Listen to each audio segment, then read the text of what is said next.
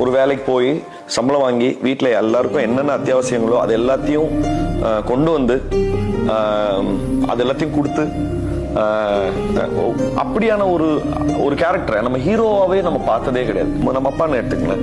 அப்பா எனக்கு இது வேணும்ப்பா அப்படின்னு வேலையை விட்டு கிளம்பும் போது அப்பாட்ட கேட்போம், அப்பா எனக்கு இது வாங்கிட்டு வரப்பா, அது வேணும் அது வேணும்னு.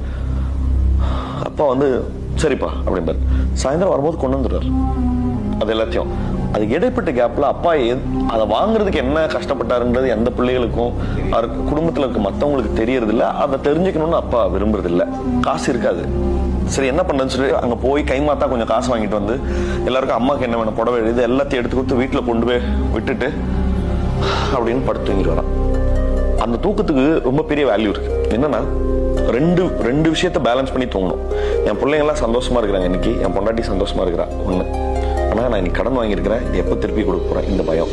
இந்த சந்தோஷமும் பயத்தையும் அவன் வந்து பேலன்ஸ் பண்ணிட்டு இதுக்கு நடுவில் தூங்குறதுக்கும் நம்ம டைம் ஒதுக்கணும். ஸோ பெரிய அட்வென்ச்சர் இருக்கு ஒரு ஃபேமிலி மேனோட லைஃப்ல.